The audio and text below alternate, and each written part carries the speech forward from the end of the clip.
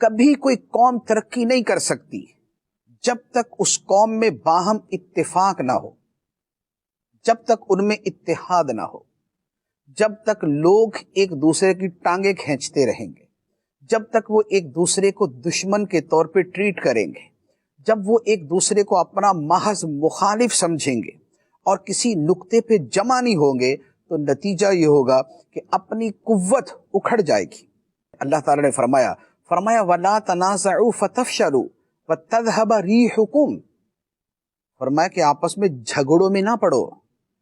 آپس میں تنازعات میں نہ پڑو، فَتَفْشَلُوا، تم پھسل جاؤ گے اور تمہاری ہوا اکھڑ جائے گی، یعنی تمہاری قوت جاتی رہے گی۔ تو جب ملک کے جو افراد ہیں، جو ملک کے سرکردہ لوگ ہیں، جو وطن میں رہنے والے ہیں، اگر ان کے آپس کے تعلقات کی بنیاد محبت نہ ہو، نفرت ہو، دوستی نہ ہو، دشمنی ہو، قرب نہ ہو، دوری ہو، اپنائیت نہ ہو، بیگانگی ہو، تو نتیجہ کیا نکلے گا؟ اس نفرتوں کے ساتھ، ان دشمنیوں کے ساتھ، ان کینوں اور عداوتوں کے ساتھ دنیا کا کوئی ملک ترقی نہیں کر سکتا۔ اللہ تعالی نے فرما دیا وَلَا تَنَازَعُوا فَتَفْشَلُوا وَتَذْهَبَ رِيحُكُمْ، آپس میں تنازعات نہ پالو، آپس میں جھگڑے نہ کرو کہ تم پھسل جاؤ گے، تم بزدل پڑ جاؤ گے، تمہاری قوت کمزور ہو جائے گی، تمہاری ہوا اکھڑ جائے گی۔ نبی پاک صلی اللہ تعالی علیہ وآلہ وسلم جب مدینہ منورہ میں تشریف لائے تو آپ کے آنے سے کیا ہوا کہ اہل مدینہ میں بھی لڑائیاں تھیں، ان میں بھی جھگڑے تھے، ان میں بھی فسادات تھے، ان میں بھی جنگیں ہوتی تھیں، لیکن ہوا کیا کہ جب سرکار دو عالم صلی اللہ علیہ وآلہ وسلم نے مدینہ منورہ میں ریاست کی بنیاد رکھی تو آپ نے ان کو آپس میں ملا دیا، آپ نے ان کے اندر محبتیں پیدا کر دی، آپ نے ان کو جوڑ دیا، ایک دوسرے کے قریب کر دیا۔ کیسا کر دیا؟ اللہ تعالیٰ قرآن پاک میں ارشاد فرماتا ہے، فرمایا اِذْ كُنْتُمْ أَعْدَاءً فَأَلَّفَ بَيْنَ قُلُوبِكُمْ فَأَصْبَحْتُمْ بِنِعْمَتِهِ إِخْوَانًا، فرمایا یاد کرو جب تم دشمن تھے ایک دوسرے کے، تم تو دشمن تھے ایک دوسرے کے، فَأَلَّفَ بَيْنَ قُلُوبِكُمْ، تو اللہ نے تمہارے دلوں میں الفت پیدا کر دی، ایک دوسرے کی محبت پیدا کر دی، اور تم فَأَصْبَحْتُمْ بِنِعْمَتِهِ إِخْوَانًا، تو تم اللہ کی نعمت سے، اس کے فضل سے آپس میں بھائی بھائی بن گئے۔ یہ آپس میں بھائی بھائی بننا کیسے تھا؟ یہ عداوتوں کا خاتمہ، یہ نفرتوں کا خاتمہ، یہ کینے کا چلا جانا، یہ دشمنیاں ختم ہو جانا، یہ آپس کی عداوتیں اور برسوں کی عداوتوں کا ختم ہو جانا، مٹ جانا، یہ کیسے تھا؟ نبی پاک صلی اللہ تعالی علیہ وآلہ وسلم نے ان کے درمیان الفتیں تقسیم کی، محبتیں بانٹی، شفقتیں عطا فرمائی، اور نتیجہ یہ ہوا کہ انما المؤمنون اخوہ فاصبحتم بنعمته اخوانا۔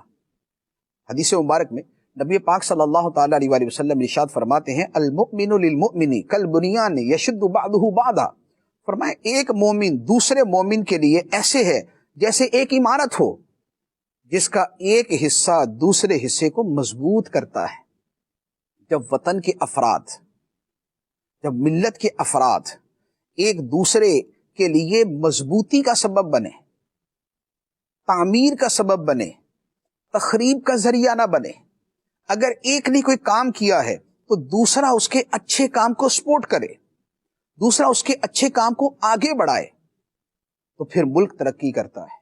لیکن اگر طرز عمل یہ ہو کہ چونکہ یہ کام دوسرے نے کیا ہے لہذا اسے پایہ تکمیل تک نہیں پہنچنے دینا، اگر طرز عمل یہ ہو کہ چونکہ اس کے اوپر دوسرے کا نام آ رہا ہے لہذا اب کسی صورت اسے مکمل نہیں ہونے دینا، اس کا مطلب یہ ہوا کہ جو ذاتی سوچ ہے یا جو عداوت ہے وہ اجتماعی سوچ پر اور وہ وطن کی محبت پہ غالب آ گئی۔ تو ترقی کے لیے ضروری ہے کہ آپس کے اندر اتفاق ہو، اتحاد ہو، قوم ایک قوم نظر آئے، قوم ہجوم نظر نہ آئے۔ اگر ہجوم ہے کہ جس کا جو دل کرے بولے، جس کا جدھر منہ کرے نکل جائے، تو وہ بکریوں کا ریوڑ ہے، وہ جانوروں کا ریوڑ ہے، وہ قوم نہیں ہے، وہ ہجوم ہے۔ اور ہجوم کسی کی قیادت میں نہیں ہوتا، بس اس نے ایک ہلڑ بازی کرنی ہوتی ہے، ایک شور مچانا ہوتا ہے۔ اور افسوس کہ ہماری قوم کی حالت کچھ، قوم کم ہے، ہجوم زیادہ ہے۔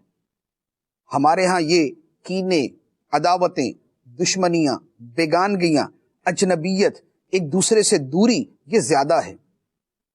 محبت، الفت، پیار، اپنائیت یہ کم ہے۔ اور اس کی وجہ کیا ہے؟ وجہ یہ ہے کہ ترجیحات کا پرابلم ہے۔ ہماری ترجیحات کیا ہے؟ ہماری ترجیح جب ہماری ذات ہوتی ہے،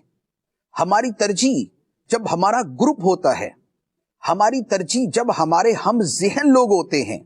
تو پھر ہم کسی دوسرے بندے کو برداشت نہیں کرتے، پھر ہم کسی دوسرے گروہ کو برداشت نہیں کرتے، پھر ہم کسی دوسرے گروپ کو برداشت نہیں کرتے، پھر کسی دوسری سوچ والے کو برداشت نہیں کرتے۔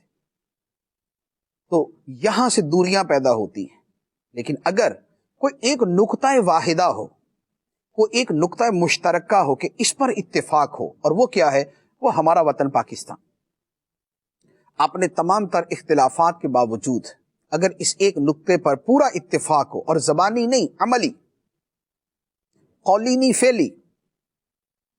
ظاہری نہیں حقیقی، یہ اتفاق ہو کہ ایٹ لیسٹ جو شے پاکستان کے لیے مفید ہے، جو ہمارے وطن کے لیے بہتر ہے، وہ ہم کریں گے، اور اگر ہمارا دشمن بھی کرے گا تو ہم اس کی مدد کریں گے۔ اگر اس اتفاق کی سوچ کے ساتھ، اس اتحاد کی سوچ کے ساتھ چلیں گے تو یقین کیجئے کہ پاکستان کا دن دگنی رات چگنی ترقی کرنا مشکل نہیں۔ لیکن اگر کسی کو چلتے کی راہ میں ٹانگ اڑانی ہے، اگر کسی کے بنے ہوئے کام کو بگاڑنا ہے، اگر کسی کے آخر تک پہنچے ہوئے کام کو دوبارہ بنیادوں تک لے کے آنا ہے، اگر اس سوچ کے ساتھ چلنا ہے تو پھر کوئی ترقی نہیں۔